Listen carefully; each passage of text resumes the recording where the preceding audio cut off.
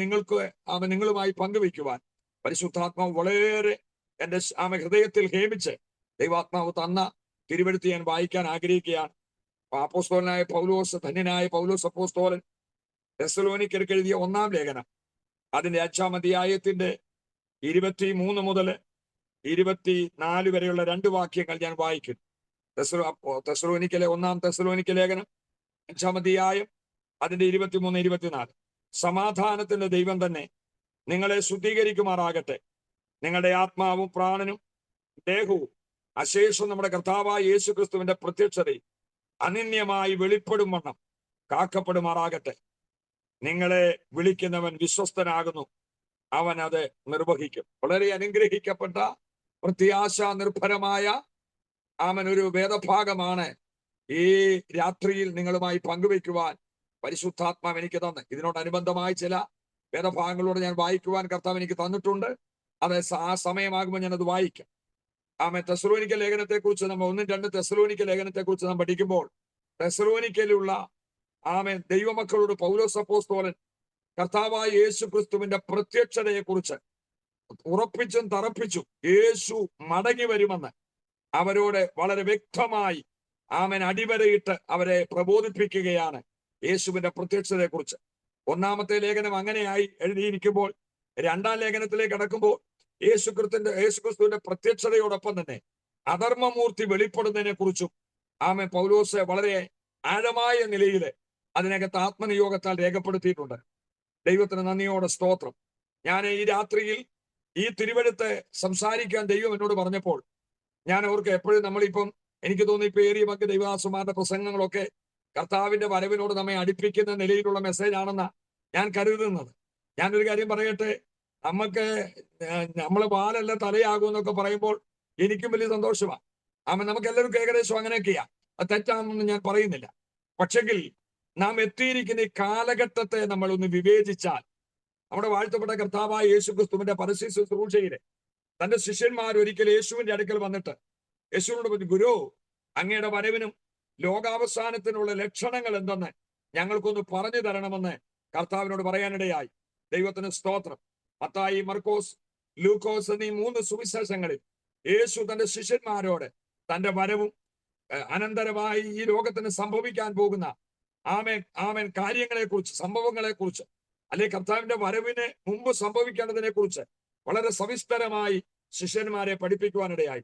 നാം കണ്ണു തുറന്നൊന്ന് നോക്കുകയാണെങ്കിൽ, ഭാഗ്യമായ കണ്ണുകൊണ്ട് നോക്കിയാൽ ഒരുപക്ഷെ നമുക്ക് എത്രത്തോളം ഗ്രഹിക്കാൻ കഴിയത്തില്ല. നമ്മുടെ ആത്മീയ ദൃഷ്ടി ഒന്ന് പ്രകാശിപ്പിച്ച് നാം നിൽക്കുന്ന ഈ ഭൂമിയിലേക്ക്, ചുറ്റുപാടുകളിലേക്ക്, ഈ ലോകത്തിലേക്കൊന്ന് കണ്ണു ഓടിക്കുകയാണെങ്കിൽ നമുക്കൊരു കാര്യം ഉറപ്പാണ്. നമ്മുടെ കർത്താവായ യേശു ക്രിസ്തു തന്റെ വരവിന് മുമ്പ് ഈ ഭൂമുഖത്ത് സംഭവിക്കാൻ പോകുന്ന അടിവരയിട്ട് പറഞ്ഞ, അക്കമിട്ട് പറഞ്ഞ സകല സംഭവങ്ങളും സംഭവിച്ചുകൊണ്ടിരിക്കുകയാണ്. ദൈവത്തിന് നന്ദിയോടെ സ്തോത്രം. അതുകൊണ്ട് ഇന്ന് രാത്രി ഒരു കാര്യം ഓർക്കണം. നമ്മുടെ കർത്താവ് പത്രോസ് ലേഖനം എഴുതും പറയുന്നു, ചിലർ വിചാരിക്കും പോലെ കർത്താവ് തന്റെ വാഗ്ദത്തം നിവർത്തിക്കാൻ താമസിക്കുന്നില്ലെന്ന് പത്രോസ് തന്റെ ലേഖനത്തിൽ എഴുതിയിട്ടുണ്ട്. ഒരു കാര്യം നിശ്ചയമാണ്, ഞാൻ എപ്പോഴും പറയുന്നത്, ഇപ്പൊ ഈ നാളുകളിൽ എന്നെ ദൈവാത്മാവ് പ്രേരിപ്പിച്ച് പറയിപ്പിക്കുന്ന ഒരു കാര്യമുണ്ട്. അതെല്ലാവരും ഉൾക്കൊള്ളുമോ എന്ന് എനിക്കറിയത്തില്ല. ഞാൻ പോയി കണ്ടിട്ടില്ല. ധന്യനായ പൗലോസ് പോലും പറയുന്നത് ഒരു മനുഷ്യൻ 3-ാം സ്വർഗത്തോടും എടുക്കപ്പെട്ട ഒരു മനുഷ്യനെ കുറിച്ച് എനിക്കറിയാം. പക്ഷേ അത് താൻ തന്നെയാ, നമുക്കറിയാം. എന്നാൽ അവിടെ ചെന്ന് എന്തെങ്കിലും കണ്ടോ കണ്ടില്ലയോ എന്നൊന്നും താൻ പറയുന്നില്ല. 3-ാം സ്വർഗത്തോളം താൻ എടുക്കപ്പെട്ടു എന്നുള്ളത് മാത്രമേ പൗലോസ് പറയുന്നു. അങ്ങനെയാണെങ്കിൽ താൻ അങ്ങനെ എടുക്കപ്പെട്ടെങ്കിലും അവിടെയുള്ള യാതൊരു സംഗതികളെ കുറിച്ചും ഒരു കാഴ്ചപ്പാട് നമുക്ക് ദൈവദാസൻ തന്നിട്ടില്ല. ദൈവത്തിന് സ്തോത്രം. അതുകൊണ്ടാണ് ഞാൻ പറഞ്ഞത്, ഞാൻ പോയി കണ്ടിട്ടില്ല. നമുക്കെല്ലാം പോയി കാണാൻ അവസരം കർത്താവ് ഒരുക്കുന്നുണ്ട്, ഞാൻ വിശ്വസിക്കുന്നു. എന്താ പറഞ്ഞതെന്ന് ചോദിച്ചാൽ, ഈ സമയത്തും നാം അലസരായി നിങ്ങൾക്ക് ഉപവാസ പ്രാർത്ഥനയിലായതുകൊണ്ട് വളരെ ഭക്തിയോടും ഭയത്തോടും ദൈവത്തെ ബഹുമാനിച്ച് സ്നേഹിച്ച് ജീവിതത്തിന്റെ കുറവുകൾ, പരാജയങ്ങൾ, ബലഹീനതകൾ സംഭവിച്ചതൊക്കെ എണ്ണി പറഞ്ഞ ദിവസങ്ങളിൽ നിങ്ങൾ ക്രമീകരണം വരുത്തി ഈ ഉപവാസ പ്രാർത്ഥന ഒരു ആത്മീയ വളർച്ചയ്ക്ക്, അനുഗ്രഹത്തിന് കാരണമാകണമെന്നുള്ള പ്രാർത്ഥനയോടുകൂടി നിങ്ങളൊക്കെ ആയിരിക്കുന്ന ദിവസങ്ങളാണെന്ന് എനിക്ക് നന്നായിട്ട് അറിയാം. ദൈവത്തിന് സ്തോത്രം. 2 കാര്യം ഞാൻ പറയാൻ ഉദ്ദേശിക്കുന്നത്, നമ്മുടെ വാഴ്ത്തപ്പെട്ട കർത്താവ് ഈ രാത്രിയിലും നമുക്ക് വേണ്ടി പിതാവിന്റെ സന്നിധിയിൽ മധ്യസ്ഥത അണച്ചുകൊണ്ടിരിക്കുക. ആമേ, പിതാവിന്റെ സന്നിധിയിലേക്ക് കരയേറിപ്പോയ അന്നു മുതൽ പിതാവ് തന്നെ മടക്കി ഇനിയും മധ്യാകാശത്തിലേക്ക് തന്റെ വിശുദ്ധന്മാരെ ചേർക്കുവാൻ അയക്കുന്ന നിമിഷം വരെ കർത്താവ് തന്നെ മധ്യസ്ഥത നമുക്ക് വേണ്ടി, തന്റെ വിശുദ്ധന്മാർക്ക് വേണ്ടി കർത്താവ് മധ്യസ്ഥത ചെയ്യും. ദൈവത്തിന് സ്തോത്രം. രണ്ടാമത്തെ കാര്യം എന്ന് പറയുന്നത് യോഹന്നാന്റെ സുവിശേഷം 14-ാം അധ്യായത്തിലെ 3 വാഗ്ദത്തങ്ങൾ ശിഷ്യന്മാർക്ക് കൊടുക്കുമ്പോൾ അതിൽ 3-ാമത്തെ വാഗ്ദത്തം എന്ന് പറയാവുന്ന 1-2 വാക്യങ്ങൾ നമുക്കറിയാം. എന്റെ പിതാവിന്റെ ഭവനത്തിൽ അനേക വാസസ്ഥലങ്ങളുണ്ട്, ഇല്ലെങ്കിൽ ഞാൻ നിങ്ങളോട് പറയുമായിരുന്നു. ഞാൻ പോയി സ്ഥലം ഒരുക്കിയാൽ ഞാൻ ഇരിക്കുന്നിടത്ത് നിങ്ങൾ ഇരിക്കേണ്ടത് പിന്നെയും വന്ന് നിങ്ങളെ എന്റെ അരികിൽ ചേർത്തുകൊള്ളും. അപ്പൊ വാസസ്ഥലമുണ്ട്, പക്ഷെ അത് ഒരുക്കിക്കൊണ്ടിരിക്കുക. അത് ഒരുക്കി എപ്പോഴാണത് തീരുന്നത് നമുക്കറിയത്തില്ല.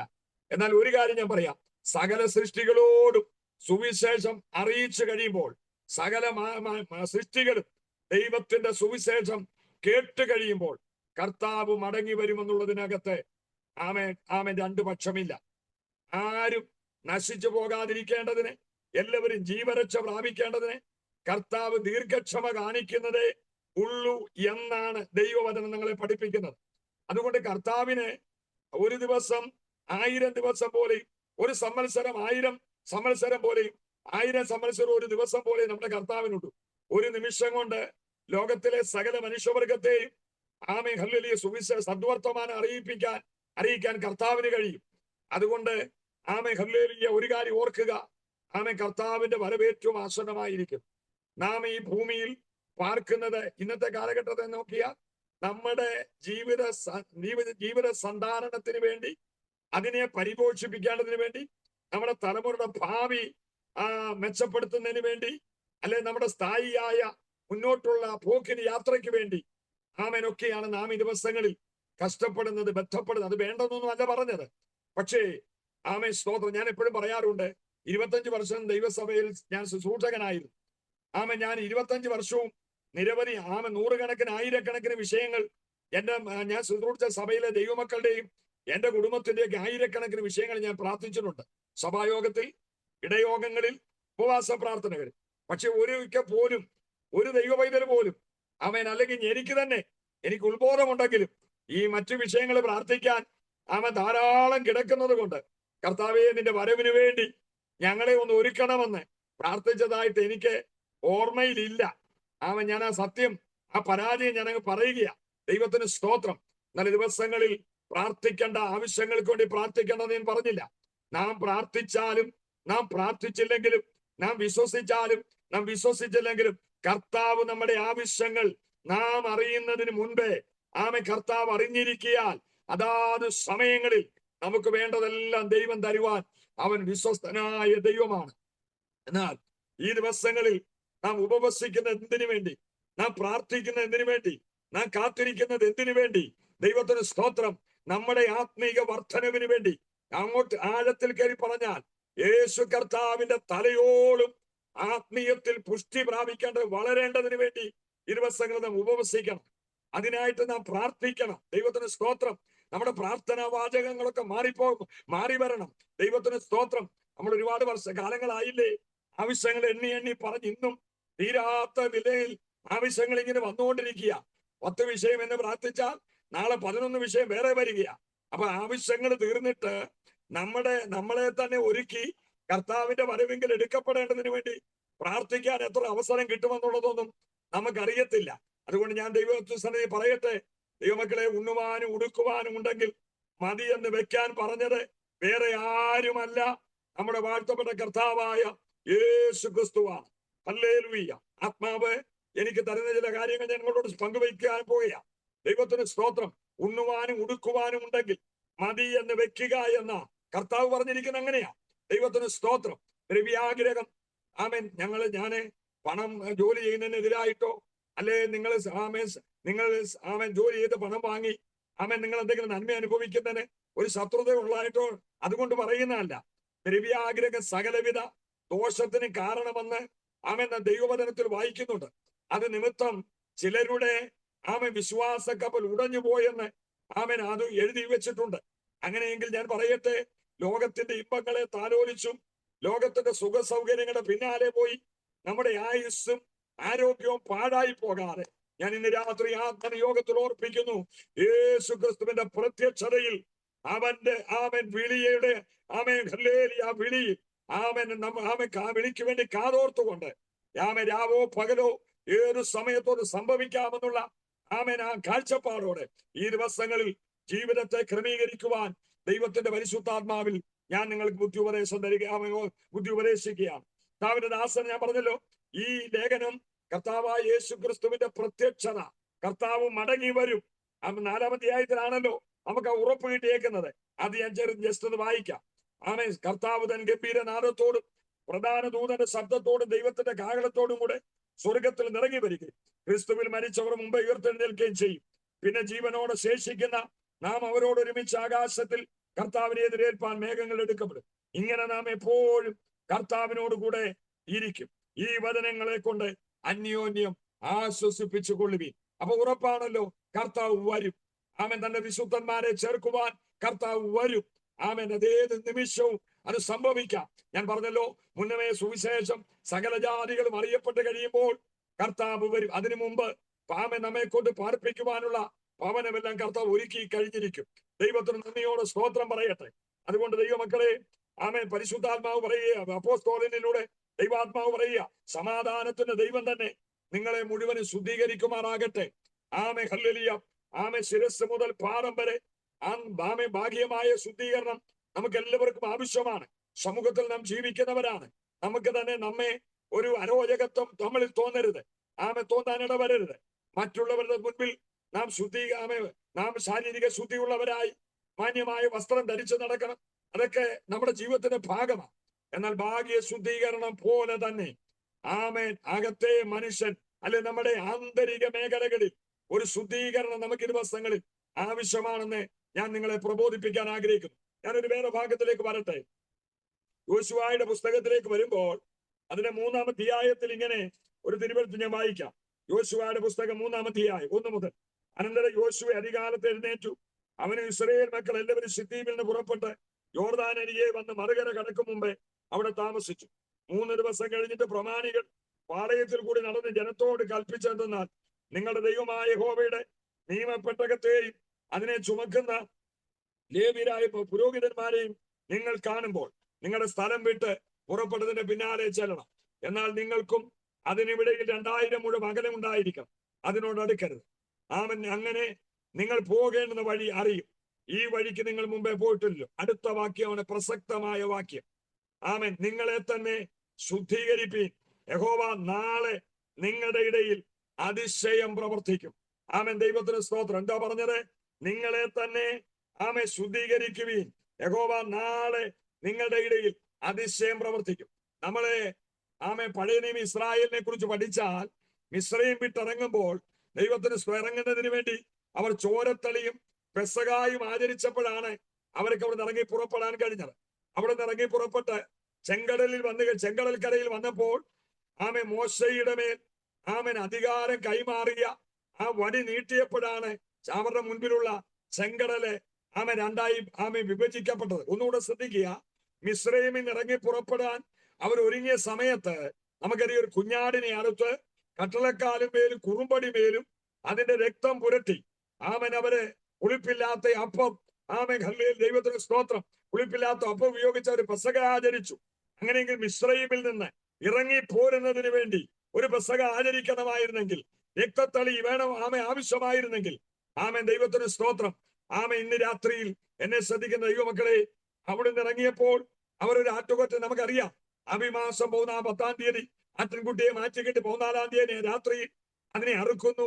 ഗുണമില്ലാത്ത ആട്ടിൻകുട്ടിയുടെ രക്തം അവര് പാർക്കുന്ന ഭവനത്തിന്റെ കട്ടളക്കാലുമേലും കുറുമടിമേലും തളിക്കുന്നു. രാത്രിയിൽ ദൈവം അയച്ച സംഹാരകൻ മിസ്രയീമിലൂടെ കടന്നുപോയപ്പോൾ രക്തത്തളിയുള്ള ഇബ്രാഹിന്റെ ഭവനത്തിൽ ഭവനത്തെ മാത്രം സംഹാരകൻ തൊട്ടില്ല, അവിടെ കയറിയില്ല. ദൈവത്തിന് നിങ്ങൾക്കറിയാമല്ലോ, സംഹാരകനിൽ നിന്ന് ഇസ്രായേൽ ജനത്തിനൊരു വിടുതൽ അവർക്ക് സംരക്ഷണം നൽകേണ്ടതിന് ഒരു കുഞ്ഞാടിന്റെ രക്തം അതിനാവശ്യമായിരുന്നെങ്കിൽ, ദൈവത്തിന് സ്തോത്രം, ഇന്ന് രാത്രിയിൽ യേശുവിന്റെ വരവിന് വേണ്ടി കാത്തിരിക്കുന്ന നമ്മൾക്ക് ഇന്ന് രാത്രി മാനസികമായി ഒരു ഒരുക്കം ആവശ്യമാണ്. ശാരീരികമായി നമുക്കൊരു ഒരുക്കം ആവശ്യമാണ്. യോഹന്നാന്റെ ലേഖനത്തിൽ 1-ാം അധ്യായത്തിൽ പറഞ്ഞ പോലെ ആമേൻ, ദൈവത്തിന്റെ പുത്രനാകുന്ന യേശുവിന്റെ രക്തം സകല പാപവും പോക്കി നമ്മെ ശുദ്ധീകരിക്കുന്നു. അങ്ങനെയെങ്കിൽ ഇന്ന് രാത്രി യേശു ക്രിസ്തുവിന്റെ രക്തത്താൽ ഒരിക്കലൂടെ ശുദ്ധീകരണം ഉണ്ടാകണം. നമുക്ക് എപ്പോഴാണ് അനുതാപം ഉണ്ടാകാറുള്ളത്? ഒരിക്കൽ നമ്മൾ അനുദപിക്കുന്നില്ലെന്നല്ല ഞാൻ പറഞ്ഞത്. ഏത് മനുഷ്യനും നമ്മൾ ഒരു ദൈവത്തിൽ ഏത് നിമിഷവും അനുദപിക്കേണ്ടവരാണ്. കാരണം നമ്മുടെ ജീവിതത്തിൽ അറിഞ്ഞും അറിയാതെയൊക്കെ ചെറിയ ചെറിയ തെറ്റുകൾ വാക്കുകൊണ്ടോ പ്രവൃത്തി കൊണ്ടോ ഒക്കെ വരാറുണ്ട്. അപ്പൊ അത് നമ്മൾ അനുദപിച്ചേ മതിയാവും. നമ്മുടെ അനുതാപമൊക്കെ മിക്കവാറും ഉള്ളത് ആമേൻ സ്തോത്രം എന്താ പറഞ്ഞു ഉപവാസ പ്രാർത്ഥനയില്ല. പ്രാർത്ഥന തുടങ്ങുന്നതിന് മുമ്പ് നമ്മളെല്ലാവരും 1-2 വാക്കുകൾ ദൈവദാസന്മാർ പറയും. ഒന്ന് സമർപ്പിച്ച് പ്രാർത്ഥിക്കാൻ പറയുമ്പോൾ ദൈവദാസന്മാരും പ്രാർത്ഥിക്കും, കടന്നു വന്നവരും പ്രാർത്ഥിക്കും, ആമേൻ സൂമിലൂടെ അറ്റൻഡ് ചെയ്യുന്നവരും പ്രാർത്ഥിക്കും, എല്ലാവരും പ്രാർത്ഥിക്കും. പിന്നീട് നമുക്കൊരു അനുതാപം ഉണ്ടാകുന്ന എപ്പോഴാന്ന് ചോദിച്ചാൽ കർത്താവിന്റെ മേശ അനുഷ്ഠിക്കുമ്പോഴാണ്. ആമേൻ, ആ മേശ അനുഷ്ഠിക്കുമ്പോൾ ആമേൻ നമ്മൾ വേദപുസ്തക ദൈവവചനം വായിച്ച് കർത്താവിന്റെ ക്രൂശീകരണത്തെ കുറിച്ചൊക്കെ കേൾക്കുമ്പോൾ നമുക്കൊരു അനുതാപവും ഒരു ഏറ്റുപറച്ചിലും ഒരു ക്ഷമാപണവും ഒക്കെ ഉണ്ട്. അത് കഴിഞ്ഞ് പിന്നീട് ഒരു അനുതാപം വേണമെങ്കിൽ ഒന്നുകിൽ ഒരു ഉപവാസ പ്രാർത്ഥന അല്ലെങ്കിൽ ഒരു തിരുമേശയുടെ ശുശ്രൂഷ. പൊതുവിലുള്ള കാര്യം ഞാൻ പറഞ്ഞു വരുന്നത്. അങ്ങനെയല്ല ഇന്ന് അനുദിന ജീവിതത്തിൽ ആമേൻ ദൈവസന്നിധിയിൽ ക്രമീകരണങ്ങൾ പ്രാപിക്കേണ്ടത് നമ്മുടെ ജീവിതത്തിന് അത്യന്താപേക്ഷിതമാണ്. അപ്പം അവിടുന്ന് മിസ്രൈമിൽ നിന്ന് ഇറങ്ങുവാൻ ചോരത്തലയും പെസഹായും ആചരിക്കേണ്ടി വന്നു. ചെങ്കടൽ വിഭാഗിക്കപ്പെടുവാൻ മോശയുടെ കയ്യിലുള്ള അധികാരത്തിന്റെ വടി നീട്ടേണ്ടി വന്നു. അങ്ങനെ മരുഭൂമിയിലേക്ക് അവർ കടന്നു വന്നു. നമുക്കറിയാം. പിന്നെ ഞാൻ പ്രധാനപ്പെട്ട സംഭവങ്ങളാണ് പറഞ്ഞു വരുന്നത്. എരികോ അവർക്ക് ആ മതിലിടിച്ച് ആ കോട്ട ഇടിച്ചു വേണം അവർക്ക് അപ്പുറത്തോട്ട് വാഗ്ദത്ത ദേശത്തേക്ക് പോകാൻ. അതിനുവേണ്ടി അവർ 7 ദിവസം എരികോ കോട്ടയെ ആമൻ ഒരു ദിവസം ഒരു പ്രാവശ്യം വീതവും 6 ദിവസം ആമൻ ഓരോ പ്രാവശ്യവും 7-ാമത്തെ ദിവസം 7 പ്രാവശ്യവും അവരാ കോട്ടയെ വലയം വെച്ചു. അതിനുശേഷം അവർ ഒരുമിച്ച് കാഹളം ഊതിയപ്പോഴാണ് എരികോ മതില് ഇടിഞ്ഞു വീഴുവാനിടയായി. അപ്പം തടങ്ങൾ, പാളയങ്ങൾ, തടസ്സങ്ങൾ ഒഴിവാകേണ്ടതിന് വേണ്ടി ആമൻ അതിൽ ചുറ്റുകയും ആമൻ ഒരുമിച്ച് ഏകസ്വരത്തിൽ കാഹളം ആമൻ ഉയർത്തി കാഹളം ഊതിയപ്പോഴാണ് അവരുടെ മുൻപിൽ നിന്ന് എരികോ മതിലിടിയാനിടയായി. ഇപ്പൊ അവർ വന്ന് നിൽക്കുന്നത് യോർദാന്റെ കരയിലാണ്. ഇനിയും വാഗ്ദത്ത ദേശവുമായിട്ട് ഒത്തിരി അകലമൊന്നുമില്ല. ഏകദേശം അവർ അടുത്തിരിക്കുക. അവൻ അവിടെ പോണ യോർദാനെ സംബന്ധിച്ച് പറയുമ്പോൾ കൊയ്ത്തുകാലത്തും കരകവിഞ്ഞൊഴുകുന്ന ഒരു നദിയാണ്. മഴക്കാലത്ത് മാത്രമല്ല, വർഷകാലത്ത് മാത്രമല്ല, കൊയ്ത്തുകാലം എന്ന് പറഞ്ഞാൽ ഉണക്കുള്ള കാലം, വരൾച്ചയുള്ള കാലത്ത് പോലും യോർദാൻ കരകവിഞ്ഞൊഴുകുന്ന ആമൻ നദിയാണ്. നമുക്കറിയാം. ഹെർമോനിയൻ മഞ്ഞുരുകി വന്ന് ആമൻ ഈ നദിയിലേക്ക് വീഴുകയും നദി കവിഞ്ഞൊഴുകുകയും ചെയ്യുന്ന അനുഭവങ്ങൾ നമുക്ക് ചരിത്ര പശ്ചാത്തലത്തിലൂടെ നമുക്ക് മനസ്സിലാക്കാൻ കഴിയും. ദൈവത്തിന് സ്തോത്രം. യോശുവ പാളയത്തിലൂടെ കടന്നുപോയി ജനത്തോട് പറയുക, നിങ്ങളെ തന്നെ ശുദ്ധീകരിപ്പീൻ. ഒരു വിഭജനം നിങ്ങൾക്ക് തടസ്സമായി നിൽക്കുന്ന വാഗ്ദത്ത ദേശത്തേക്ക് കയറുവാൻ നിങ്ങൾക്ക് മുമ്പിൽ തടസ്സമായി നിൽക്കുന്ന യോർദാൻ മുറിയപ്പെടണമെങ്കിൽ, അത് വിഭാഗിക്കപ്പെടണമെന്നുണ്ടെങ്കിൽ ദൈവത്തിന് സ്തോത്രം, നിങ്ങളെ തന്നെ ശുദ്ധീകരിക്കണം. പാളയത്തിലുള്ള സകല മനുഷ്യരും ശുദ്ധീകരണത്തിനായി തന്നെത്താൻ വിധേയപ്പെടുത്തണം. ഒരശുദ്ധനും കൂടി ആ കൂട്ടത്തിലുണ്ടെങ്കിൽ അവർക്ക് യോർദാൻ കടക്കാൻ കഴിയത്തില്ല. ദൈവത്തിന് നന്ദിയോടെ സ്തോത്രം. അങ്ങനെയെങ്കിൽ ഇന്ന് രാത്രി ആശ്ചര്യ കനാനിലേക്ക് അടുക്കാൻ പോകുന്ന ജനത്തിന് ഒരു യോർദാനെ മുറിക്കേണ്ടതിന് അവർക്കൊരു ശുദ്ധീകരണം ആവശ്യമെന്ന് ദൈവം അരുളി ചെയ്തിട്ട് ആ ദൂത് യോശുവ ജനത്തിന് കൈമാറുകയാണ്. അവരതനുസരിച്ചപ്പോഴാണ് അവരുടെ മുമ്പിൽ നിന്ന് യോർദാൻ മുറിഞ്ഞ് അവർ ഉണങ്ങിയ നിലത്തൂടെ കടന്നു പോകാനിടയായി. നമുക്കറിയാം. പുരോഹിതന്മാർ പെട്ടകം ചുമന്നുകൊണ്ട് തോളിൽ പെട്ടകം ചുമന്നുകൊണ്ട് യോർദാനിൽ ഇറങ്ങി ആ യോർദാന്റെ നദി വെള്ളത്തിലേക്ക് അവരുടെ കാൽ ചവിട്ടിയപ്പോൾ യോർദാൻ രണ്ട് ഭാഗങ്ങളിലായി മുറിഞ്ഞു നിന്നു. പുരോഹിതന്മാർ ആ തോളിൽ പെട്ടകവുമായിട്ട് യോർദാനിൽ ഇറങ്ങി നിന്നു. ജനമെല്ലാം കടന്നു പോകുന്നത് വരെയും അവരെല്ലാവരും അക്കരെ കടന്നതിന് ശേഷമാണ് യോർദാനിൽ നിന്ന് 12 കല്ലുകളും എടുത്തുകൊണ്ട് പുരോഹിതന്മാർ മറുകര കയറിയത്. ദൈവത്തിന് നന്ദിയോടെ സ്തോത്രം പറയട്ടെ. അങ്ങനെയെങ്കിൽ കുട്ടിക്കളി കൊണ്ടോ ദൈവത്തിന് സ്തോത്രം പൊതുവെ പറയുന്ന നിലയിൽ രക്ഷിക്കപ്പെട്ടത് കൊണ്ടും സ്നാനപ്പെട്ടത് കൊണ്ടും പരിശുദ്ധാത്മാഭിഷേകം പ്രാപിച്ചത് കൊണ്ടും അല്ലെ അതിനുള്ള വാഞ്ചയുള്ളത് കൊണ്ടും കർത്താവിന്റെ വരവെങ്കിൽ പോകുമെന്ന് നമ്മളിൽ ഒരു പൊതുധാരണയുണ്ട്. അതെല്ലാം നമുക്ക് നമ്മുടെ കർത്താവിന്റെ വരവെങ്കിൽ പോകേണ്ടതിന് ആവശ്യമായ ചവിട്ടുപടികളാണ്. എന്നാൽ അതിലെല്ലാം ഉപരിയായി കർത്താവ് ആഗ്രഹിക്കുന്നതായ ഒരു ശുദ്ധീകരണം നമുക്ക് ആവശ്യമുണ്ട്. അതായത് ഈ തെസ്സലോനിക്ക ലേഖനം 4-ാം അധ്യായത്തില് അതിന്റെ 3-ാമത്തെ വാക്യം ഇങ്ങനെയാ പറയുന്നത്: ദൈവത്തിന്റെ ഇഷ്ടമോ നിങ്ങളുടെ ശുദ്ധീകരണം തന്നെ. നിങ്ങൾ ദുർനടപ്പ് വിട്ടൊഴിഞ്ഞ് ഓരോരുത്തരും ദൈവത്തെ അറിയാത്ത ജാതികളെ പോലെ കാമുകാരത്തിലല്ല, വിശുദ്ധീകരണത്തിലും മാനത്തിലും താന്താന്റെ പാത്രങ്ങളെ നേടിക്കൊള്ളട്ടെ. ദൈവത്തിന് സ്തോത്രം. അപ്പൊ ദൈവം അശുദ്ധിക്ക് വേണ്ടി നമ്മളെ വിളിച്ചതല്ല, ദൈവം വിശുദ്ധനാണ്. വെളിപ്പാട് പുസ്തകം 22-ാം അധ്യായത്തിന്റെ 10 മുതലുള്ള താഴോട്ടുള്ള ഭാഗങ്ങള് നാം വായിച്ചു വരുമ്പോൾ അവിടെ എഴുതിയിരിക്കുന്നതിൽ ഒരു ഭാഗം ഞാൻ പറയാം: വിശുദ്ധൻ ഇനിയും തന്നെ തന്നെ വിശുദ്ധീകരിക്കട്ടെ. എന്നിട്ട് ചില കാര്യങ്ങൾ പറയുന്നുണ്ട്, ചില കാറ്റഗറികൾ അവിടെ വേർതിരിച്ചു പറയുന്നുണ്ട്. അങ്ങനെയുള്ളവർ അങ്ങനെയാകട്ടെ, പക്ഷേ പ്രത്യാശയുള്ളവർ ഇങ്ങനെയാകട്ടെ എന്ന് പറഞ്ഞാൽ, ഞാൻ വേഗം വരുന്നു, ഓരോരുത്തരും അവനവന്റെ പ്രവർത്തിക്ക് തക്കവണ്ണം പ്രതിഫലം കൊടുക്കുവാൻ എന്റെ പക്കൽ ഉണ്ടെന്ന് പറയുമ്പോൾ തന്നെ അതിനു മുൻപായി പറയുന്നു, വിശുദ്ധൻ ഇനി തന്നെ തന്നെ വിശുദ്ധീകരിക്കട്ടെ. ഹല്ലേലൂയ.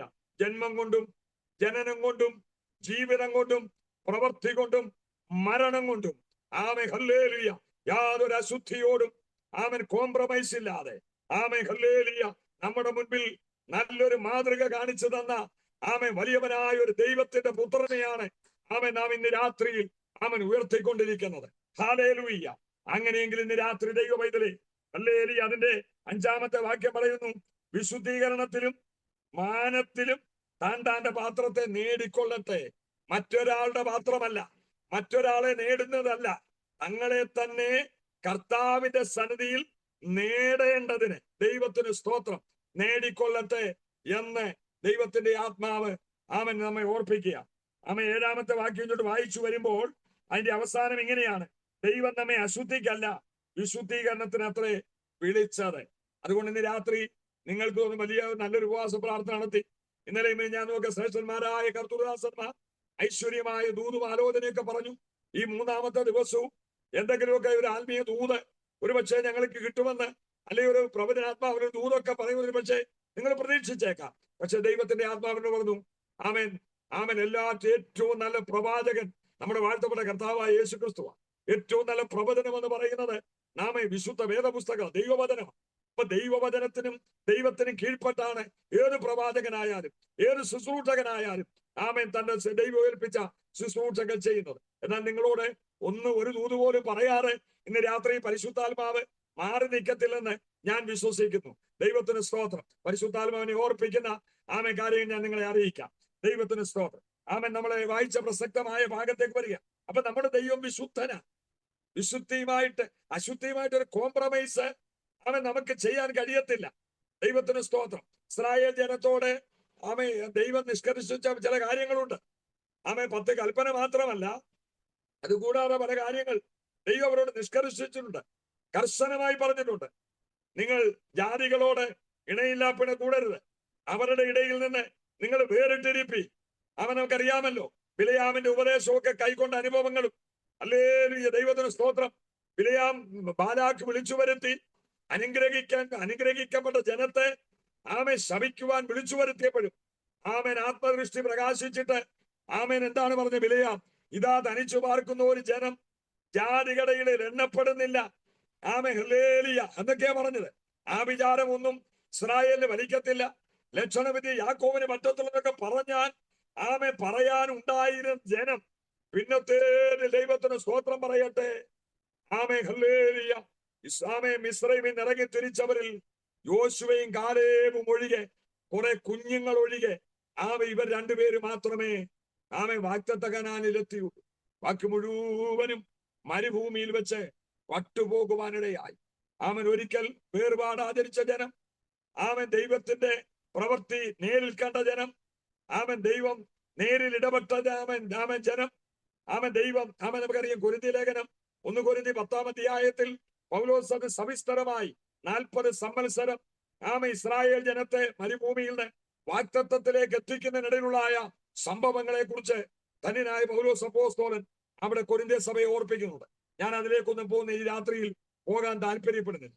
അതുകൊണ്ട് ഇന്ന് രാത്രി ദൈവപൈതലേ, പരിശുദ്ധാത്മ വ്യക്തമായി പറയുന്നു, ഈ രാത്രിയിൽ ഒരു കൂട്ടം വിശുദ്ധന്മാരുടെ ഗണം ഒരു കൂട്ടം വിശുദ്ധന്മാരെന്ന് നിങ്ങളായിരിക്കുന്ന ആത്മീയ കൂട്ടത്തെ നോക്കി ആമേൻ ദൈവം പറയുന്നതോടൊപ്പം തന്നെ ദേശത്ത് തദ്ദേശീയരായ വിവിധ ഭാഷ സംസാരിക്കുന്ന വ്യത്യസ്ത ഇടങ്ങളിൽ നിന്ന് വന്ന് പാർക്കുന്ന ചിലർ നിങ്ങളെ കുറിച്ച് പറയണമെന്ന് ദൈവാത്മാവ് പറയുന്നു.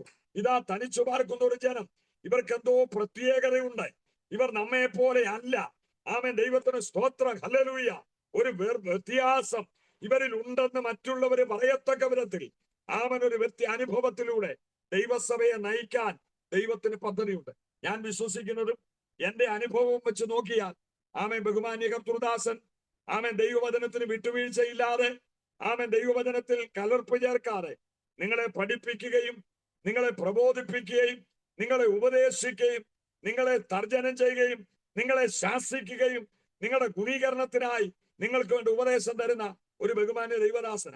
അങ്ങനെയെങ്കിൽ വചനം കേട്ടില്ലെന്ന് പറയാൻ കഴിയത്തില്ല. നിങ്ങൾക്ക് തെറ്റിപ്പാൻ സാധ്യതകൾ നിങ്ങളുടെ മുമ്പിലില്ല. ഹല്ലേലൂയ. എന്നാലും ജാഗ്രതയുള്ളവരായിരിക്കണമെന്ന് ദൈവത്തിന്റെ പരിശുദ്ധാത്മാവ് വ്യക്തമായി ഇന്ന് രാത്രിയിൽ നിങ്ങളെ ഓർപ്പിക്കുക.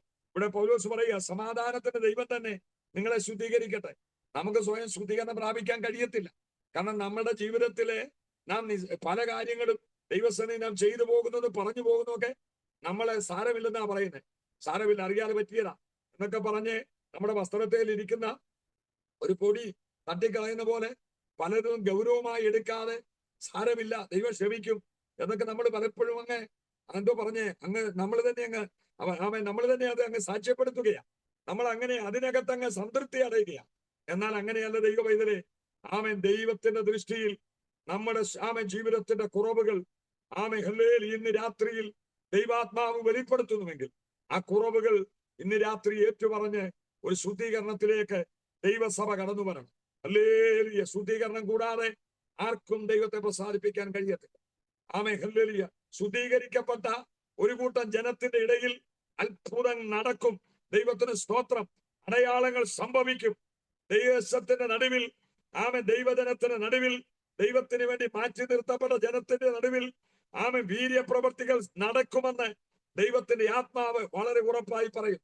ഞാൻ പരിശുദ്ധാത്മാവിൽ പറയട്ടെ, അടുത്ത 4 മാസങ്ങൾക്കുള്ളിൽ കാതലായ ചില മാറ്റങ്ങൾ ദൈവസഭയ്ക്കകത്ത് ദൈവം സംഭവിക്കും. നിങ്ങൾ പ്രതീക്ഷിക്കാത്ത ഇടത്തുനിന്ന്, നിങ്ങൾ പ്രതീക്ഷിക്കാത്ത സാഹചര്യങ്ങളിൽ നിന്ന് ഒരു കൂട്ടം ജനം ദൈവസഭയോട് ചേരുവാൻ ഭാഗമായി എബ്രായ ലേഖനത്തിൽ പറഞ്ഞ പോലെ ദൈവം പണ്ട് ഭാഗമായി എന്ന് പറയുന്നത് പോലെ ഭാഗമായി ചില ജീവനങ്ങളെ ദൈവസഭയിലേക്ക് കൊണ്ടുവരാൻ പോകെ. ദേശത്ത് ദൈവത്തിന് വേണ്ടി വേർതിരിക്കപ്പെട്ട ഒരു കൂട്ടം ജനമുണ്ടെന്ന് ഞാൻ പരിശുദ്ധാത്മാവിൽ വ്യക്തമായി ദൂത് പറയുന്നു. ഒരുപക്ഷെ നിങ്ങളുടെ പ്രാദേശിക ഭരണകൂടങ്ങൾ പോലും എനിക്ക് അവിടുത്തെ സിസ്റ്റമൊന്നും ഒന്നും അറിയത്തില്ല. ഞാൻ രാജ്യത്തൂടെ സഞ്ചരിച്ചിട്ടുണ്ടെന്നുള്ള യാഥാർത്ഥ്യമാണ്. ആകാശമാർഗത്തിലൂടെയൊക്കെ മറ്റൊന്നും എനിക്കറിയത്തില്ല.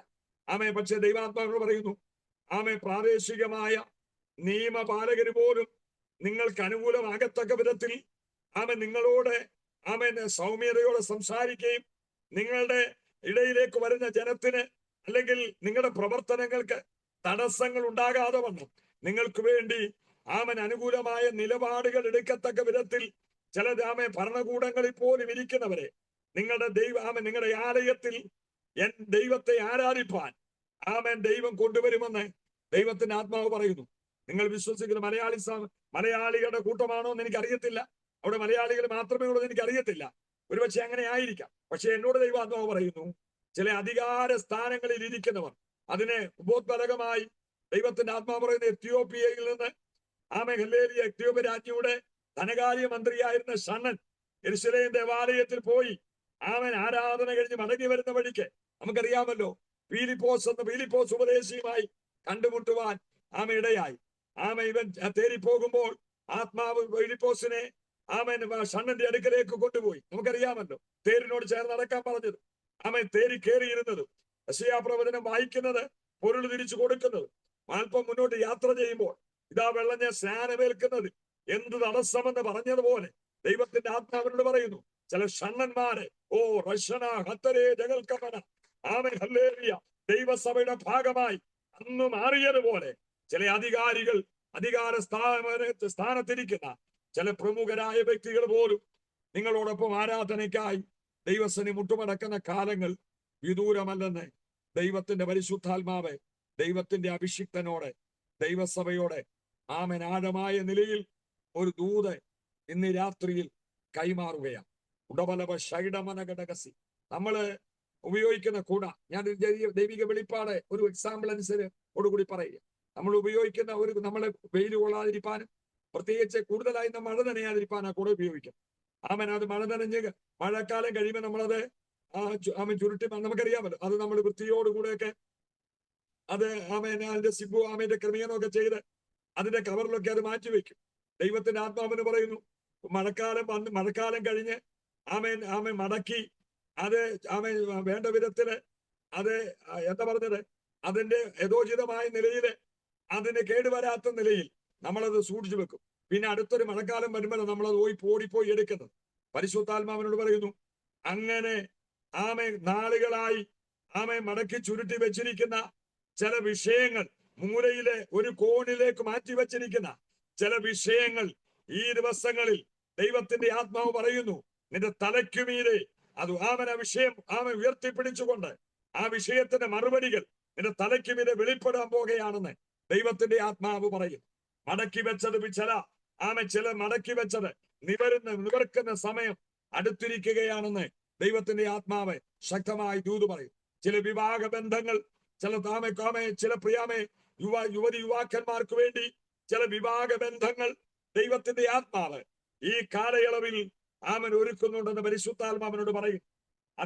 നനയ്ക്കാത്ത സമയത്ത് ചില വിവാഹ ബന്ധങ്ങളിലേക്ക്, ചില കുടുംബജീവിതത്തിലേക്ക് നിങ്ങളുടെ സഭയുടെ ഭാഗമായി നിൽക്കുന്ന ചില യുവാക്കന്മാർക്ക് വേണ്ടി ദൈവം തക്കതായ തുണകളെ കണ്ടെത്തി ഉറപ്പ് നൽകി അവരുടെ ഭാവി ജീവിതത്തിലേക്ക് സഭയായി അവരെ പ്രാർത്ഥിച്ച് നിയോഗിക്കുന്ന ചില പ്രത്യേകമായ ചില വാഗ്ദത്ത വിഷയങ്ങൾ അതിന് മറുപടി ദൈവം തരാൻ പോകുകയാണെന്ന് ദൈവത്തിന്റെ ആത്മാവ് ഈ രാത്രിയിൽ നിങ്ങളോട് ബുദ്ധി ഉപദേശിക്കും. നിങ്ങൾക്ക് ഒരാലോചന തരികയാണ്. ഞാൻ മടങ്ങി വരികയാണ്.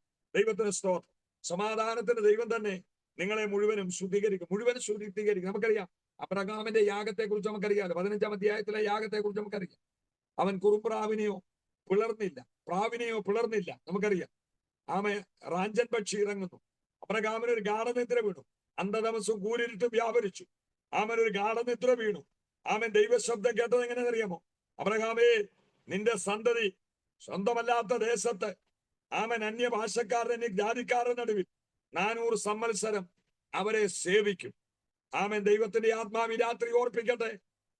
അബ്രഹാമിന്റെ ജീവിതത്തിൽ അന്ന് വരെ അവൻ കഴിച്ച യാഗപീഠങ്ങളിലെ യാഗങ്ങളെല്ലാം പൂർണ്ണതയുള്ളതായിരുന്നു. അപൂർണതയുള്ള ഒരു യാഗപീഠം അബ്രഹാം ഒരുക്കിയിട്ടുമില്ല. അങ്ങനെ ഒരു യാഗം കഴിച്ചിട്ടുമില്ല, ഈ യാഗം ഒഴികെ. പക്ഷെ ഈ യാഗത്തിൽ എന്തെന്ന് അറിയത്തില്ല, എങ്ങനെയോ ഹല്ലേലൂയ സംഭവിച്ചു പോയി.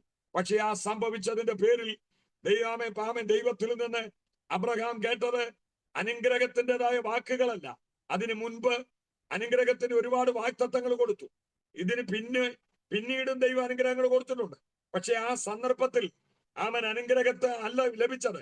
തലമുറയുടെ മേൽ നീണ്ടു നിൽക്കുന്ന ഒരു കാലഘട്ടങ്ങൾ അടിമത്വത്തിന്റെ ഹല്ലേലൂയ ഒരു അടിമത്വത്തിന്റെ മേഖലയിലേക്ക് തലമുറ വഴുതി പോകുന്ന അനുഭവങ്ങൾ അബ്രഹാമിന് തന്റെ തലമുറയെ കുറിച്ച് എനിക്ക് കേൾക്കേണ്ടി വന്നു. അങ്ങനെയെങ്കിൽ ഇന്ന് രാത്രി ഒരു വലിയ പിഴവൊന്നും വേണ്ട, ഒരു നിസ്സാര കാര്യം മതിയായിരിക്കും. നമ്മുടെ ജീവിതത്തിൽ ദൈവത്തിന്റെ കർത്താവിന്റെ വരവെങ്കിൽ നാം ഒരുപക്ഷെ ഉപേക്ഷിക്കപ്പെടുവാൻ തള്ളപ്പെട്ടു പോകും. അതുകൊണ്ട് രാത്രിയിൽ കർത്താവ് നമ്മെ കൊണ്ടുപോകാൻ ചേർക്കുവാൻ വരികയാണ്. സകല കർത്താവിൽ വിശ്വസിക്കുന്ന അവന്റെ രക്തത്താൽ കഴുകൽ പ്രാപിച്ചിട്ടുള്ള സകല പ്രിയപ്പെട്ടവരെയും സകല മക്കളെയും കൊണ്ടുപോകാൻ കർത്താവ് സന്നദ്ധനാണ്.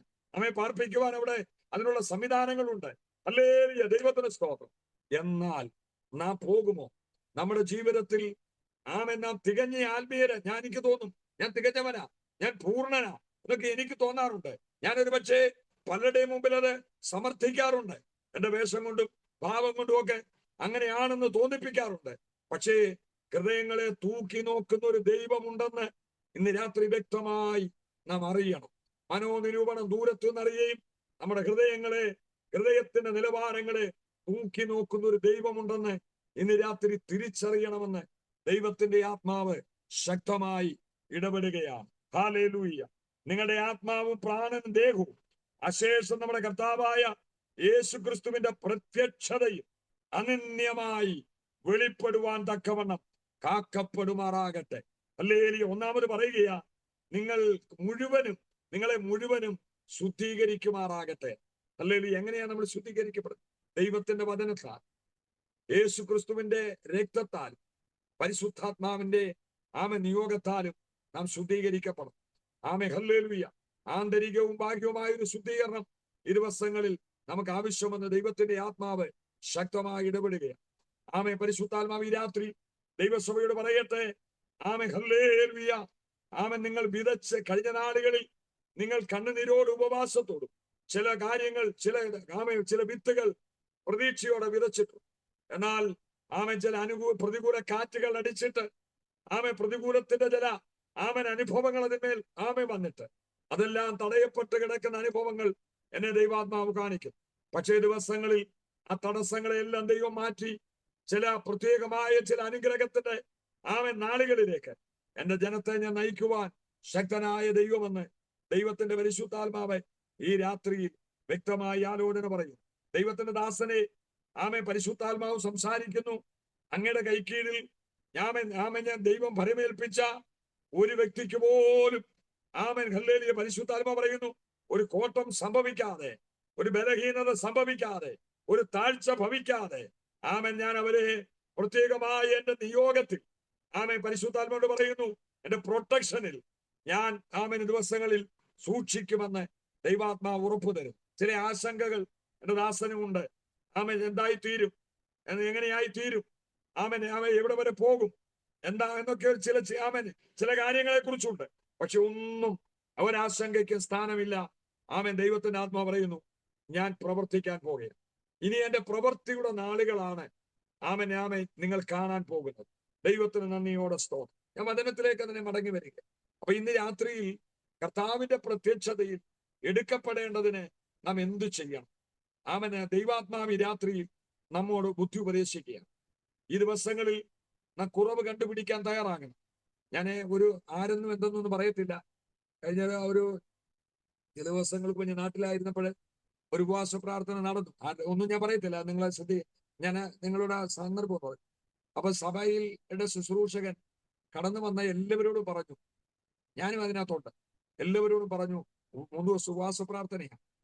അതുകൊണ്ട് നിങ്ങൾ എല്ലാവരും ഒന്ന് സമർപ്പിച്ച് പ്രാർത്ഥിക്കണം. 1-2 വാക്കുകളിൽ പ്രാർത്ഥിച്ചാൽ മതി. സമയം ഒത്തിരി എടുക്കേണ്ട, എല്ലാവർക്കും പ്രാർത്ഥിക്കണം.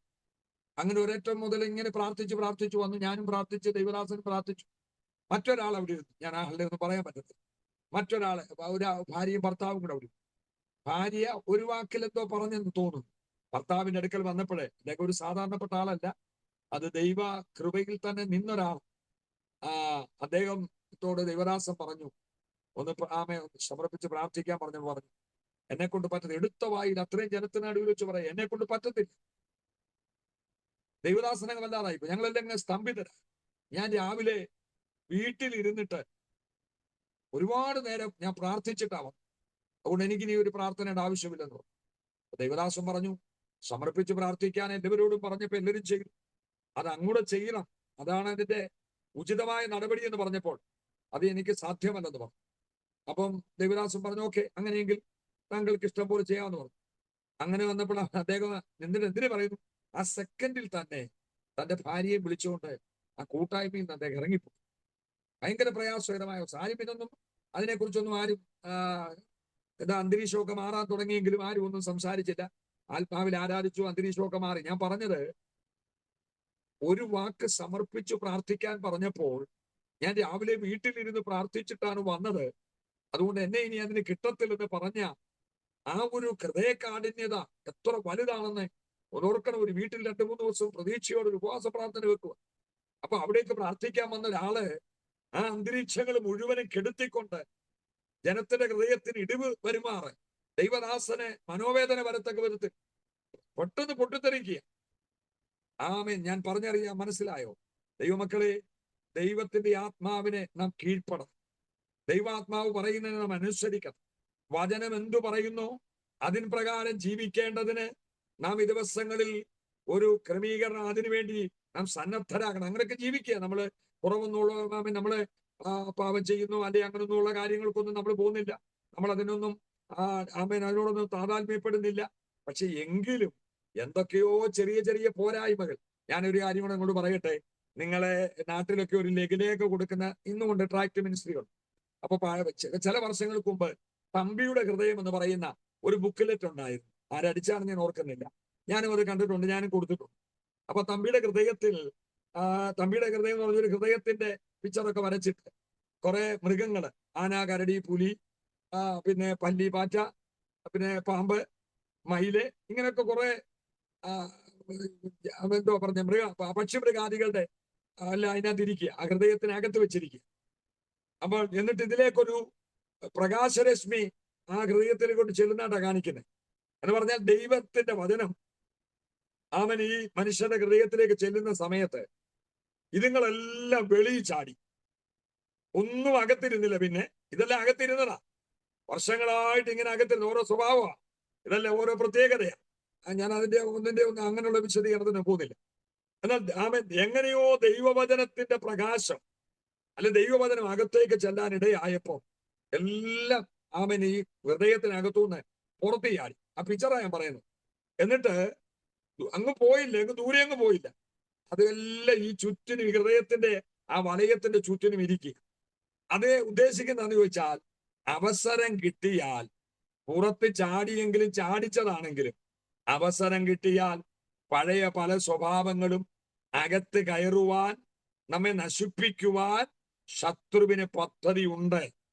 അകലം വിട്ടു പോയെന്ന് നാം കരുതുന്ന പലതും, നാം വിട്ടു വലിച്ചു ദൂരത്തെറിഞ്ഞത് പലതും അവസരോചിതമായി നമ്മുടെ അകത്തേക്ക് കയറി നമുക്ക് മാറ്റം വരുത്തി നമ്മളെ ദൈവത്തിൽ നിന്ന് പഴയ മാമനെ അകറ്റി പഴയ മനുഷ്യനെ പോലെ ആക്കുവാനുള്ള സകലവിധ ഇടപാടുകളും ശത്രുവായവൻ പല നിലവാരങ്ങളിൽ നമ്മൾക്ക് ചുറ്റും അവൻ ഒരുക്കിക്കൊണ്ടിരിക്കുമ്പോൾ ദൈവമക്കൾ, ഞാൻ ഒരു വചന ദൈവത്തിന് ആത്മാവിന് പറയുന്നു, സാത്താൻ നമ്മെ തോൽപ്പിക്കരുത്.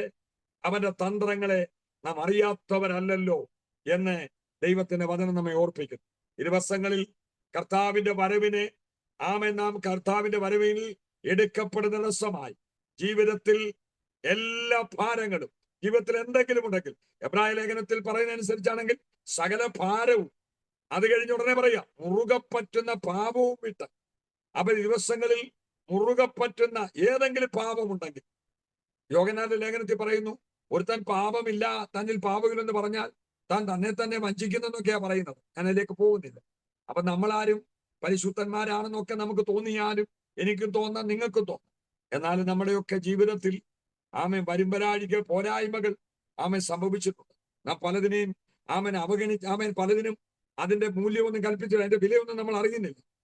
പരിശുദ്ധാത്മാവ് പറയുന്നു, ഇന്ന് രാത്രിയിൽ ദൈവം നമ്മളിൽ നിറവേറ്റേണ്ട ദൈവത്തിന്റെ അനുഗ്രഹത്തിന്റെ പദ്ധതികൾ നമ്മിലൂടെ നിറവേറാൻ കഴിയാതെ വണ്ണം തടസ്സങ്ങളായി നമ്മുടെ ജീവിതത്തിലേക്ക് കടന്നുകൂടിയിരിക്കുന്ന ചില അവിശ്വാസത്തിന്റെ കണികകളെ ദിവസങ്ങളിൽ നമ്മൾ ഹൃദയത്തിൽ നിന്ന് പറിച്ചു മാറ്റി, എടുത്തു മാറ്റി ദൈവിക വാഗ്ദത്തങ്ങളെ ഹൃദയത്തിനകത്ത് ഉൾക്കൊള്ളുവാൻ നാം ഈ ദിവസങ്ങളിൽ തയ്യാറാകണം. ഒരു പ്രവചനം കേട്ടിട്ട് കൈയടിച്ച് സന്തോഷിച്ചു പോകാനല്ല ഇന്ന് രാത്രി ദൈവാത്മാവ് ഈ വചനവും നിങ്ങളോടുമായിട്ട് ഇടപെടുന്നത്.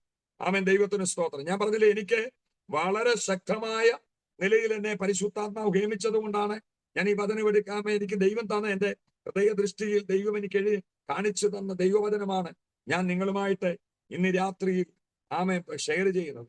നാം വളരെ പ്രതീക്ഷയോടിരിക്കുക. കർത്താവ് വരും, കർത്താവിന്റെ വരവെങ്കിൽ പോകും. ഈ പാപലോകത്തിൽ, ദുഷ്ടലോകത്തിൽ ഞാൻ എപ്പോഴും പറയാറുണ്ട്, ഒരു ദൈവഭക്തന്, ഒരു ദൈവ പൈതലിന് അവന്റെ ആത്മീയ ജീവിതം ഊട്ടി ഉറപ്പിച്ച് മുന്നോട്ട് കൊണ്ടുപോകാൻ കഴിയാത്ത ഒരു വല്ലാത്ത ലോകത്തിലാണ് നാം ഈ ദിവസങ്ങളിൽ പാർക്കുന്നത്. ദൈവത്തിന് സ്തോത്രം. ലോകമനുഷ്യന് പിശാചിന് അടിമകളാലെ പിശാചിന്റെ കയ്യിലിരിക്കുന്നവർക്ക് എങ്ങനെയും ജീവിക്കാനുള്ള സ്വാതന്ത്ര്യം അവന് അനുകൂലമായ എല്ലാ പശ്ചാത്തലവും. പക്ഷേ അതിനോട് എതിർത്തു നിൽക്കുന്ന ഒരു ദൈവ പൈതലിന് നിലനിന്ന് പോകാൻ കഴിയാത്തവർ എന്ന് പറഞ്ഞാൽ അവന്റെ വിശ്വാസത്തെയും അവന്റെ വിശുദ്ധിയെയും ജീവിത വിശുദ്ധിയെയും അവനുള്ള ദൈവിക പ്രത്യാശയും ഒരുമിച്ച് നിർത്തിക്കൊണ്ട് പോകാൻ കഴിയാത്ത വിധത്തിലുള്ള വല്ലാത്തൊരു കാലഘട്ടത്തിൽ നാം ഈ ദിവസങ്ങൾ എത്തി നിൽക്കുകയാണ്. അതുകൊണ്ട് ഈ ദൈവത്തിന്റെ ആത്മാവ് ഞാൻ പറയട്ടെ, ഈ കാലഘട്ടത്തെ കൂടെ ഒന്ന് വിവേചിച്ചുകൊണ്ട് നാം ഈ ദിവസങ്ങളിൽ നമ്മുടെ ആത്മീയ ജീവിതം ഒരു ഉന്നതമായ ഒരു നിലവാരത്തിലേക്ക് നാം കൊണ്ടുവരുവാൻ നാം തയ്യാറാകണം. നാം കൈയടിക്കുന്നുണ്ട്, അന്യഭാഷ പറയുന്നുണ്ട്, വചനം കാണാതെ പഠിക്കുന്നുണ്ട്, ദൈവത്തിന് സ്തോത്രം, ഉപവസിക്കുന്നുണ്ട്. പണ്ട് രണ്ടുപേര് പ്രാർത്ഥിക്കാൻ പോയത് നമുക്കറിയാമല്ലോ. എന്താ പ്രാർത്ഥിച്ചത്?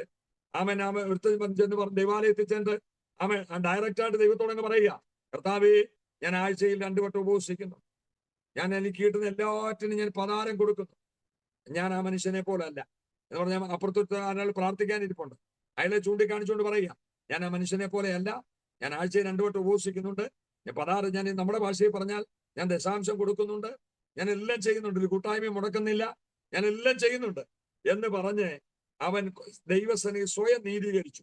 എന്നാൽ മറ്റവനോ സ്വർഗത്തേക്ക് പോലും മുഖമുയർത്താതെ, കണ്ണുയർത്താതെ, അത്രമാത്രം ഭയഭക്തിയോടുകൂടി ദൈവസന്നിധിയിൽ അവൻ പ്രാർത്ഥിക്കുക, ദൈവമേ, മഹാഭാവിയായ എന്നോട് കരുണ തോന്നണമെന്ന് പറഞ്ഞ് പ്രാർത്ഥിച്ചു. ഈ 2 പേരിൽ ആരുടെ പ്രാർത്ഥനയായ ദൈവം അംഗീകരിച്ചതെന്ന് ആ ഭാഗത്തൊരു ചോദ്യം കൂടെ ഉണ്ട്. അങ്ങനെ ഇന്ന് രാത്രിയിൽ എങ്ങനെ വേണമെങ്കിലും പ്രാസ ഉപയോഗിച്ചോ, മണിക്കൂറുകളോ, അല്ലെ ഏത് വിധത്തിൽ വേണമെങ്കിലും നമുക്ക് അന്യഭാഷ പറഞ്ഞോ ഒക്കെ നമുക്ക് പ്രാർത്ഥിക്കാൻ അതൊരു കൃപയാ, അതൊരു വരമാണ്. പ്രാർത്ഥിക്കാൻ നമുക്ക് പ്രാർത്ഥിക്കാൻ കഴിയുന്നത്. അതുകൊണ്ട് നീട്ടി പ്രാർത്ഥിച്ചത് കൊണ്ടോ ഹല്ലേലൂയ അല്ലെങ്കിൽ കൂടെ ഉപവസിച്ചുകൊണ്ടൊന്നും നമ്മളെ ആത്മീയതയുടെ ശ്രേഷ്ഠതയിൽ എത്തിയെന്നൊന്നും നമുക്ക് ഒരിക്കലും വിലയിരുത്താൻ പറ്റത്തില്ല.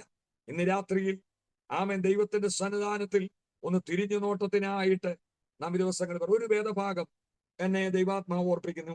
1 ശമൂവേലിന്റെ പുസ്തകം അതിന്റെ 9-ാം അധ്യായത്തിന്റെ 27-ാമത്തെ വാക്യമാണെന്ന് തോന്നുന്നു. ഞാനൊന്ന് എടുത്തോട്ടെ. ഒരു വാക്ക്, ഒരു പരിശുദ്ധാത്മാവ്, ഒരു വേദഭാഗം എന്നെ ഓർപ്പിക്കുന്നു. ദൈവത്തിന് സ്തോത്രം. 1 ശമൂവേലിന്റെ പുസ്തകത്തിലെ 9-ാം അധ്യായത്തിലെ ദൈവത്തിന് സ്തോത്രം. അതെ, 9-ാം അധ്യായത്തിന്റെ 27-ാമത്തെ വാക്യം. പട്ടണത്തിന്റെ അറ്റത്തെത്തിയപ്പോൾ ശമൂവേൽ ശൗലിനോട്, ഭൃത്യൻ മുമ്പേ കടന്നു പോകാൻ പറക. അവൻ കടന്നുപോയി, ഞാൻ നിന്നോട് ദൈവത്തിന്റെ അരുളപ്പാട് അറിയിക്കേണ്ടത് നീ അല്പം നിൽക്ക എന്ന് പറഞ്ഞു. നമുക്കറിയാമല്ലോ, പശ്ചാത്തലമൊന്നും ഞാൻ പറയുന്നില്ല. ഇസ്രയേലിന്റെ രാജസ്ഥാനത്തേക്ക് ദൈവത്താൽ നിയോഗിക്കപ്പെടാൻ പോകുന്ന ഒരാളാണ് ഈ കീശിന്റെ മകന്. അവനോ അവന്റെ അപ്പനോ അവന്റെ ബന്ധുക്കൾക്കോ ആർക്കും ഇത് അറിയത്തില്ല. കഴുതയെ തേടി ഇറങ്ങിയത്. പക്ഷേ വന്ന് ദൈവനിയോഗം അറിയേണ്ടതിന് വേണ്ടി ദൈവം അവനെ ശമൂവേൽ ദർശകൻ എന്ന് പറഞ്ഞ ശമൂവേൽ പ്രവാചകന്റെ താൻ പാർക്കുന്ന ഭവനത്തിൽ ഇവരെ എത്തിച്ചു. അന്ന് അവന്റെ കൂടെ ഒരു ഭൃത്യനുമുണ്ട്, കാവക്കാരനായി തന്റെ മകന് സഹായിയായിട്ട് പിതാവ് കൂട്ടിവിട്ടത്. രാത്രി വൈകിട്ട് വന്നവിടെ ശമൂവേൽ പറഞ്ഞു, ഇന്ന് രാത്രി നിങ്ങൾ എന്നോടുകൂടെ അന്തി ഉറങ്ങുക, അവിടെ ഭക്ഷണമൊക്കെ കഴിച്ച് അവിടെ അന്തി ഉറങ്ങുക. ഞാൻ നാളെ പൂജാഗിരിക്ക് പുറപ്പെടുന്നതിന് മുമ്പ് കഴുതയെക്കുറിച്ച് അല്ലെ നിങ്ങളെക്കുറിച്ചുള്ള ആലോചന ഞാൻ പറയാമെന്ന് പറഞ്ഞു. അങ്ങനെ പ്രഭാതത്തിൽ അവരെ ഉണർന്നെഴുന്നേറ്റ് ശമൂവേൽ നിശ്ചയിക്കപ്പെട്ട സമയത്ത് പൂജാഗിരിക്ക് പോകാൻ തുടങ്ങുന്ന സമയത്ത് ശൗലിനെ വിളിച്ചപ്പോൾ അവന്റെ കൂടെ ഒരു ഭൃത്യനുണ്ട്. ശമൂവേൽ പറയുകയാണ്, ഭൃത്യൻ മുൻപേ കടന്നു പോകാൻ പറ, എനിക്ക് നിന്നോട് ദൈവത്തിന്റെ അരുളപ്പാട് അറിയിക്കാനുണ്ട്. ഇന്ന് രാത്രിയിൽ പരിശുദ്ധാത്മാവ് എന്നോട് പറയുന്നു നിങ്ങളോട് പറയാൻ എന്നോട് പറയുന്നു, ജീവിതത്തിൽ വാഗ്ദത്തങ്ങളെ ഏറ്റുവാങ്ങാൻ, വാഗ്ദത്തങ്ങളിൽ വിശ്വസിക്കുവാൻ, ദൈവിക പ്രത്യാശയിൽ നിലനിന്ന് പോകാൻ കഴിയാതെ നമ്മെ അനുധാപനം ചെയ്യുന്ന ദൈവത്തിന് സ്തോത്രം പറയട്ടെ, നമ്മുടെ ആത്മീയ അനുഗ്രഹങ്ങളെ ചോർത്തിക്കളയുന്ന, നമ്മുടെ പ്രത്യാശയ്ക്ക് ഭംഗം വരുത്തുന്ന, ദൈവിക വിശുദ്ധിയിൽ നിന്ന് നമ്മെ വഴുതി മാറ്റിക്കുന്ന ചില ഭൃത്യന്മാർ, ദൈവത്തിന് സ്തോത്രം, ഒരു മാനുഷിക രൂപത്തിലൊന്നും അല്ലെങ്കിലും ദൈവത്തിന് സ്തോത്രം പറയട്ടെ, അതൊരു ഒരു മനുഷ്യനായിരുന്നു ആ ഭൃത്യൻ. എന്നാൽ നമ്മോട് അടുത്ത് വരുന്നത് അങ്ങനെ ഒരു ഭൃത്യനല്ല, മാനുഷികമായ ഒരു ഭൃത്യനൊന്നുമല്ല, ഒരു സഹായിയായ ഒരു മനുഷ്യനല്ല. നമ്മളെ എങ്ങനെയും ക്രിസ്തുവിനോടുള്ള ഏകാഗ്രതയിൽ നിന്ന് വഴിതെറ്റിച്ച് കളയാൻ നമ്മുടെ ജീവിതത്തിലെ ചില മേഖലകളിലേക്ക് കടന്നു കയറി പോരാടിക്കുന്ന, എതിർത്തു നിൽക്കുന്ന, നമ്മെ മറിച്ചു കളയാൻ ശ്രമിക്കുന്ന ചില ഭാഗ്യഭൃത്യന്മാരോട് ഇന്ന് രാത്രിയിൽ ഉപവാസ പ്രാർത്ഥന 3-ാമത്തെ ദിവസം രാത്രിയിൽ ഈ പ്രാർത്ഥനയിൽ ദൈവമക്കൾ പറയണം, കേൾക്കുന്ന ദൈവജനം പറയണം, എനിക്ക് കർത്താവിങ്കിൽ നിന്ന് പ്രാപിക്കുവാനുള്ള എന്റെ വാഗ്ദത്തങ്ങൾ, എന്നെ കുറിച്ചുള്ള ദൈവനിയോഗങ്ങൾ, എന്റെ പ്രത്യാശ, അതിന് ഭംഗം വരാതിരിക്കേണ്ടതിന് എന്നെ അതിൽ അകറ്റിക്കളയുന്ന ഏത് ഭൃത്യന് തുല്യമായ ഏത് വിഷയമുണ്ടെങ്കിലും ഇന്ന് രാത്രി കർത്താവേ, നീ അതിനെ എന്നിൽ നിന്ന് അകറ്റിക്കളയണം. അതിൽ നിന്ന് മാറ്റി നിർത്തി എന്നെ ഒന്ന് ഒരു ബ്രാക്കറ്റിനകത്ത്, ആ കൃപയ്ക്കകത്ത് എന്നെ ഒന്ന് പൊതിഞ്ഞു നിർത്തണമെന്ന് ഇന്ന് രാത്രിയിൽ നാം പ്രാർത്ഥിക്കുമെങ്കിൽ ദൈവത്തിന്റെ ആത്മാവ് പറയുന്നു, ദൈവം നമ്മെ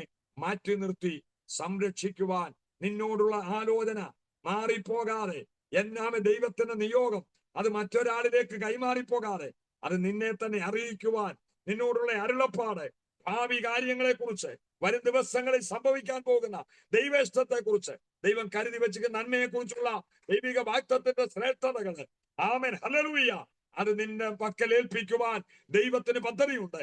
എന്നാൽ നാം താലോലിച്ച് വളർത്തിക്കൊണ്ടിരിക്കുന്ന, ആമേൻ, ഹല്ലേലൂയ, നാം പാലൂട്ടി വളർത്തിക്കൊണ്ടിരിക്കുന്ന ചില വൃദ്ധന്മാരെ ഇന്ന് രാത്രി അവരോട് നാം വിട പറയണം. അവരെ അകറ്റി നിർത്തിയാൽ ഇന്ന് രാത്രി അരുളപ്പാട് അറിയിക്കാൻ ദൈവം മതിയായവനെന്ന് ഈ രാത്രി പരിശുദ്ധാത്മാവ് ദൈവമക്കളോട് ശക്തമായ നിലയിൽ ഒരു ദൂത് പറയുന്നു. ദൈവത്തിന് സ്തോത്രം, ഹല്ലേലൂയ. ചെറിയ വാഗ്ദത്തമല്ല. ഇസ്രായേലിന്റെ രാജസ്ഥാനത്ത് ഒരാൾ വരിക ആദ്യമായിട്ട് നടക്കാൻ പോകുന്ന സംഭവമാണ്. ദൈവത്തിന് സ്തോത്രം. ആ വലിയ മഹത്തായ കാര്യത്തെ കുറിച്ച് അവൻ അറിയിക്കുമ്പോൾ ഒരു വൃത്യൻ അവിടെ നിൽക്കുക. കാരണം അവനിത് ഉൾക്കൊള്ളാൻ കഴിയുന്നവനല്ല. അത് ദൈവം എന്താ പറഞ്ഞേ, സ്വകാര്യമായി ദൈവം ചെയ്യുന്ന കാര്യമാണ്. വലിയ പബ്ലിസിറ്റി ഒന്നും കൊടുക്കാതെ വരും ദിവസങ്ങളിൽ ദൈവം ചെയ്യാൻ തീരുമാനിച്ച പ്ലാനാ. പക്ഷെ അത് അറിയേണ്ടവൻ അറിഞ്ഞാൽ മതി. ഉൾക്കൊള്ളാൻ കഴിയാത്തവൻ അത് ഏറ്റെടുക്കാൻ കഴിയാത്തത് മറ്റവരെ അറിയിച്ചിട്ട് കാര്യമില്ല. ദൈവത്തിന് സ്തോത്രം പറയട്ടെ. അങ്ങനെയെങ്കിൽ ഇന്ന് രാത്രിയിൽ പരിശുദ്ധാത്മാവ് പറയുന്ന ഒരു തിരുവെഴുത്ത് പറഞ്ഞ് വേഗത്തിന്റെ വാക്കുകൾ അവസാനിപ്പിക്കാൻ പോകുകയാ. കർത്താവിന്റെ മഹത്വ പ്രത്യക്ഷ ദൈവത്തിന്റെ കർത്താവിന്റെ വരവെങ്കിൽ നാം ഇവിടെ നിന്ന് രൂപാന്തരം ഉയർത്തെഴുന്നേൽക്കുകയോ രൂപാന്തരപ്പെടുകയോ ചെയ്യുന്നതിന് തടസ്സമായി നമ്മുടെ ജീവിതത്തിലുള്ള ഏതെങ്കിലും പോരായ്മകൾ, നമ്മുടെ നമ്മെ കൂടപ്പുറപ്പ് പോലെ നമ്മുടെ കൂടെ നടക്കുന്ന ഏതെങ്കിലും സ്വഭാവത്തിന്റെ അനുഭവങ്ങൾ ഉണ്ടെങ്കിൽ ഇന്ന് രാത്രി മൂടേ പറിച്ച് അതിനെ മാറ്റിക്കളയുക. ഇന്ന് രാത്രി ആത്മാവിൽ ബലപ്പെടുവാൻ ദൈവത്തിന്റെ ആത്മാവ് ശക്തമായി ഒരാലോചന പറയട്ടെ. ഞാൻ അവസാന വാക്യം പറയുകയാണ്. നിങ്ങളെ വിളിക്കുന്ന ദൈവം വിശ്വസ്തനാകുന്നു. മുമ്പേ പ്രാർത്ഥിച്ചപ്പോൾ ആരോ ആ സെന്റൻസ് എനിക്ക് തോന്നുന്നു പ്രാർത്ഥിച്ചപ്പോഴാണോ പാട്ട്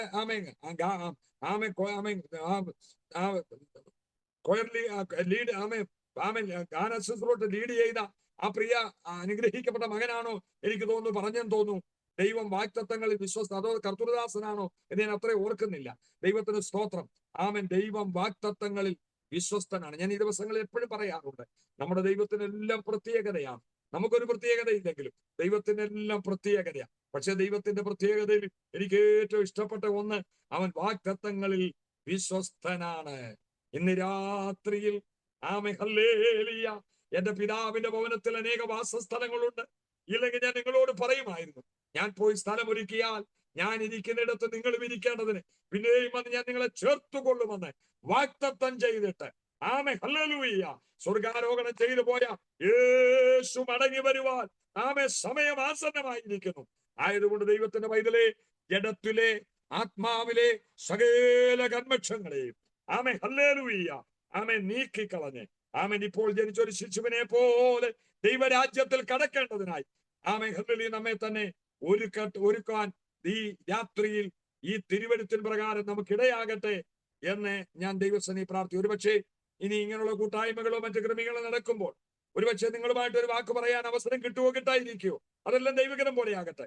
നീ കിട്ടിയാലും കിട്ടിയില്ലേലും ഞാൻ ഒരു കാര്യം പറയുന്നു. ഇന്ന് രാത്രി 7 അടിയനിലൂടെ ഹല്ലേലൂയ പരിശുദ്ധാത്മാവ് സംസാരിച്ച വചന നിമിത്തം, അതായത് യേശുവിന്റെ ശിഷ്യന്മാരോട് പറഞ്ഞു, എന്നിൽ നിന്ന് ഇപ്പോൾ നിങ്ങൾ കേട്ട വചന നിമിത്തം നിങ്ങളെല്ലാവരും ശുദ്ധിയുള്ളവരാകും എന്ന് യേശു പറഞ്ഞൊരു നമുക്കറിയാമല്ലോ. ഹല്ലേലൂയ എന്നതുപോലെ ഇന്ന് രാത്രി 7 അടിയനിലൂടെ പരിശുദ്ധാത്മാവ് കേൾപ്പിച്ച വചനത്തിലൂടെ നമ്മൾ ഇന്ന് രാത്രി ശുദ്ധിയുള്ളവരാണെന്നുള്ള ആ ഒരു ബോധ്യത്തോടു കൂടി ദൈവം നമ്മളെ വചനത്താൽ ഇന്ന് രാത്രി ശുദ്ധീകരിച്ചു എന്നുള്ള ആ ബോധ്യത്തോടു കൂടി നമുക്ക് ഇന്ന് രാത്രിയിൽ ദൈവസനെ കണ്ണുകൾ അടയ്ക്കാൻ ഇടയാകട്ടെ. ഞാൻ ഒരു കാര്യം കൂടെ പറയട്ടെ.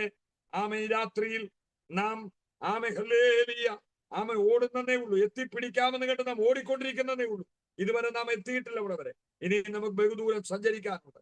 അതുകൊണ്ട് ദിവസങ്ങളിൽ ആത്മനിയോഗത്തിലും ഉപവാസത്തിലും പ്രാർത്ഥനയിലുമായിരിക്കും ദൈവസഭയെ ഈ 7 ദിവസത്തെ പ്രാർത്ഥന കഴിഞ്ഞ് എഴുന്നേൽക്കുമ്പോൾ പരിശുദ്ധാത്മാവ് ചില ക്രമീകരണങ്ങൾ ദൈവസഭയിൽ പ്രത്യക്ഷമായി ദൈവജനത്തിന് വേണ്ടി ചെയ്യുമെന്ന് ദൈവത്തിന്റെ ആത്മാവ് ഇടപെടും. അഭിഷിക്തനോട് ദൈവത്തിന്റെ ആത്മാവ് പറയട്ടെ, ഒരു ആമേൻ ദൂരദേശത്തേക്ക് പോകുന്ന ഒരു ട്രെയിൻ, പാളത്തിലൂടുന്ന ഒരു ട്രെയിൻ ഒരു ഉദാഹരണമാണ്, മനസ്സിലാക്കാനുള്ള ഒരു എക്സാമ്പിൾ. അതിനെ അനേക ബോഗികൾ അതിൽ കണക്ട് ചെയ്തിരിക്കുന്ന പോലെ ദൈവത്തിന്റെ ആത്മാവ് പറയുന്നു, ഇന്ന് വരെ ചില ബോഗികളെ ദൈവസഭയുമായിട്ട് കണക്ട് ചെയ്തിട്ടുള്ളൂ. എന്നാൽ ദൈവം ചില പ്രത്യേകമായ ബോഗികളെ കൂടെ ദൈവസഭയോട് ചേർത്ത് കണക്ട് ചെയ്ത് ഈ കൃപയുടെ ദൈവമിടുന്ന പാളത്തിലൂടെ സഭയെ വേഗം മുന്നോട്ട് ഓടിക്കാൻ ദൈവത്തിന് പദ്ധതിയും. സഭയെ ദൈവാത്മാവ് ശക്തമായി എന്നെ കാണിക്കുന്ന ഒരു വെളിപ്പാടാണ്.